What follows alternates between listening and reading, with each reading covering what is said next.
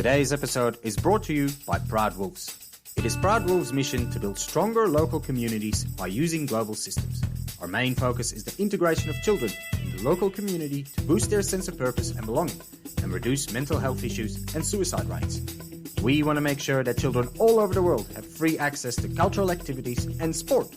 Proud Wolves helps organizations to change their income models and stops them relying on membership fees for children. Find Proud Wolves on Google for more information. Now, get ready for your All-NBA Team of the Week.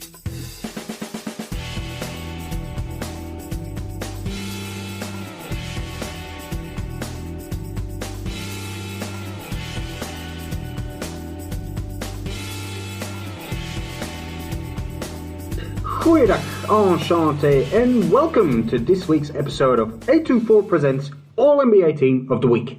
That's it, all over Red Rover, no more trades until the offseason. We've seen some doozies, like Porzingis to the Wizards in return for Dinwiddie and Bertans, Montrezl Harrell to Charlotte, McCollum to the Blazers, and Phoenix added two exceptional role players in Torrey Craig, who was on their roster last season, and Aaron Holiday. But there were some teams who I expected to make some moves, but didn't. The main offender being the Knicks. I would have expected them to do something, whether it was a move to empower their young players to play more, or something that could have set them up for next season, but nothing. I was quietly hoping for a trade package for Damian Lillard, especially after Portland traded away most of their roster. And then there were the Lakers. In reality, they didn't have anything to trade, so maybe not really a surprise there. I also expected the Heat and the Bulls to try something, because as good as they are right now, I don't see them beating the Bucks or even the Nets and maybe the Sixers on the road to the finals. We'll go over our 5 favorite trades and how it will impact the teams and players involved. Get ready for your All-NBA Team of the Week. Before we move on, I'd like to talk to you about 824. 824 is created by Proud Wolves with the intention to provide children with an opportunity to learn and play basketball at their own pace and completely free.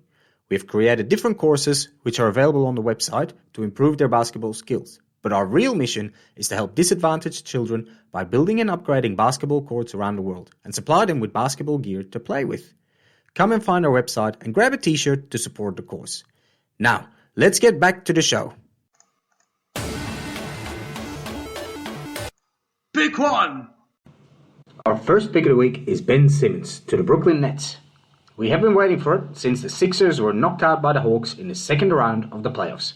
And it finally happened. The Sixers traded Ben Simmons. In a package with Seth Curry, Andre Drummond and 2 first-round picks, the Nets came out as clear asset winners from this trade, only sending James Harden and Paul Millsap in return. Whether they'll win the trade on the court too remains to be seen. But personally, I'm more bullish about the fit between Simmons and KD than the fit between Harden and Embiid. Either way, this trade has no losers. James Harden wanted out of Brooklyn and got to go back to his favorite GM, Daryl Morey. Morey promised Philly a star and he delivered. Embiid is set free from his Simmons nightmare. KD and mainly Kyrie can sleep easy at night knowing that Harden can't derail their project from the inside, but the biggest winner of all is Ben Simmons himself. Morey could have traded him to Oklahoma City, Sacramento, Portland, Minnesota, even Orlando, if he wanted to, but instead Simmons ended up in Brooklyn. Only 2 hours up the road on a championship contender where he will not have to take any responsibility on the offensive end of the court. The perfect scenario for Ben. Ben will not be asked by the Nets to take shots he doesn't want to, but he will need to step up on the defensive end because the Nets are a horrible defensive team. Obviously, one guy will not make a massive difference, but looking at playoff matchups, Simmons can guard the best guy on each team, freeing up KD to concentrate on offense so he can give the Nets 35 points a night. Funnily enough, the Nets now match up with most teams in the East except for Philly. It would be fantastic for fans and media if these teams meet each other in the playoffs. Imagine that Kyrie would have to sit out the home games and Simmons the away games, too scared to play in Philly. So much has happened recently between these two franchises, it would be an incredible series. Fingers crossed. Pick 2. Our second pick of the week is Domantas Sabonis to the Sacramento Kings. It doesn't happen very often that the Kings make some good moves, but I think they are one of the clear winners after this trade deadline. Even after trading away one of their franchise cornerstones in Tyrese Haliburton.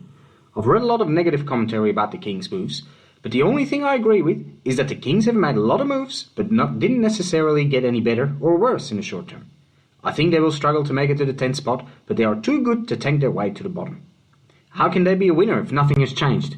That's a fair question, and the answer should reveal itself over the next few years. I believe that De'Aaron Fox is having a bad year because of the Kings draft picks over the last few years. Fox was supposed to be the man, but then they drafted Halliburton and Davion Mitchell. Fox must have perceived this as lack of support and was clearly sulking because of it. Buddy Hield wanted out of Sacramento for quite a while now, and so did Marvin Bagley. Trading away Halliburton shows that the Kings believe in Fox, and with Hield and Bagley gone, the Kings have ditched some rotten apples, although you could say that they have finally been set free. Not only did they shake up their roster, they added some very good role players with Dante DiVincenzo, Jeremy Lamb and Justin Holiday. And obviously, Domantas Sabonis is a fantastic addition to this franchise. Sabonis is a great player, two-time All-Star, averaging 19 points and 12 rebounds a game this season. He's also more or less the same age as Fox, allowing the Kings to build around this duo. I do think the Kings will break the Clippers' record of years missing out on the playoffs, but I also believe that they have finally turned the corner and can build a playoff contender out of this roster. Then again, we're still talking about the Kings, one of the most incompetent franchises in the league, so who knows what will happen.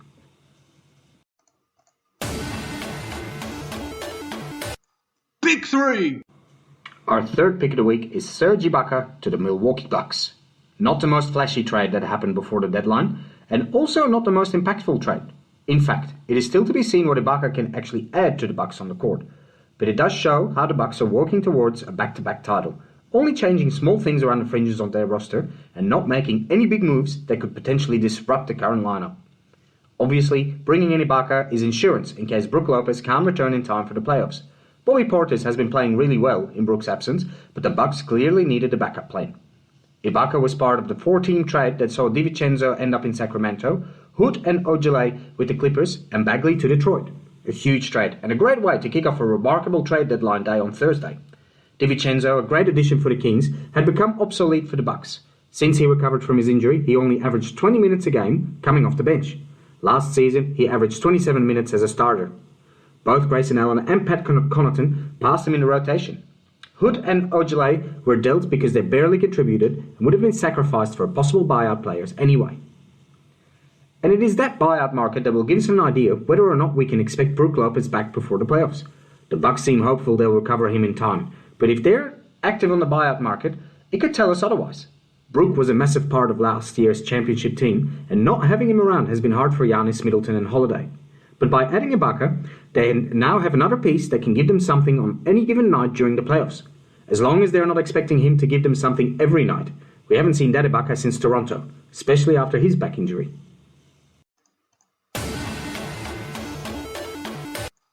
Pick 4! Our fourth pick of the week is Norm Powell to the LA Clippers. Heading towards a playoff without Kawhi Leonard or Paul George, everybody expected the Clippers to be sellers at the trade deadline. They already had a large luxury tax bill, and since they're not really competitive this season, why would they want to pay it? But owner Steve Ballmer is one of the 10 richest men in the world, according to Investopedia, and so money is not an object. Obviously, the front office had the green light to try and build a competitive roster that can achieve something these playoffs without Kawhi and PG. And they definitely gave it a good go, starting early by trading Bledsoe, Winslow and Johnson to Portland for Norm Powell and Robert Covington. Powell is a scorer, shooting nearly 43% from deep this season and averaging just under 19 points a game. Covington allows the Clippers to play even smaller and adds some extra defense to the second unit.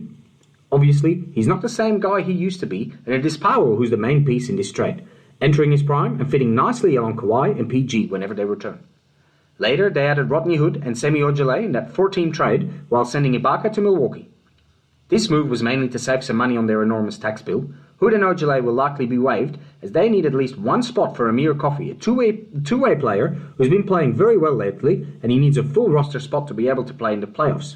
The other spot could be used to get a player through the buyout market. The Clippers have made some smart moves before the deadline, choosing pieces that will fit around their superstars, but will also allow them to be competitive without them.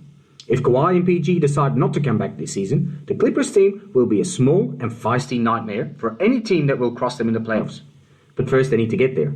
The Clippers currently sit in 8th, 4 games out of the top 6 and only half a game ahead of the Lakers. It seems they'll have to battle for a playoff spot through the playing games. And if things don't change, it could be a battle for 8th in a do-or-die game against the Lakers. Wouldn't that be fun?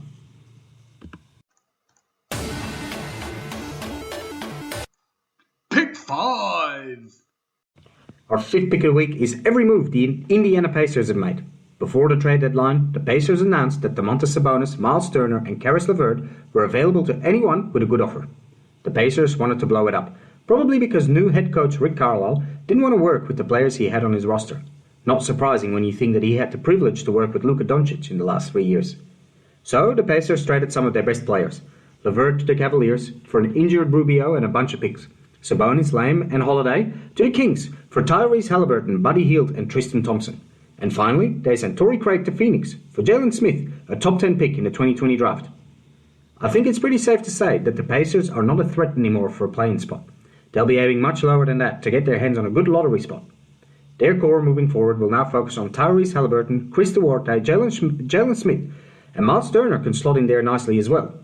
These young players are surrounded by experienced guys like Buddy Hield, TJ Warren, Malcolm Brogdon, TJ McCollum, Rubio, and their newest superstar Lance Stevenson. I would expect most of these names to be moved along in the offseason, and I'm sort of surprised that Rubio and Warren weren't flipped again, since they are expiring contracts and probably won't re-sign in Indiana next season. Their injuries are probably playing a big part in that. It is surprising that Rick Carlisle was on board with blowing up the roster in Indiana, considering he's a winning coach that struggled in Dallas, transitioning from Nowitzki's prime to twilight years and Luka's first step in the NBA. He must have approved once he heard that Halliburton was coming his way. Not the most exciting player, but a very good guard with a massive upside. My best prediction for him would be that he turns into a Malcolm Brogdon. And funnily enough, they're on the same team now. Indiana has now completely started fresh. No more links to the Oladipo-Sabonis duo, a good head coach who's in for the long haul, and a bunch of valuable role players they can either fit around their young core or trade for other pieces. Interesting years to come in Indy. This was our All-NBA Team of the Week. Please share the podcast and give us 5 stars. If you have any questions, contact us on a24office@gmail.com. Thank you for listening. We will talk to you next week. Ballers out.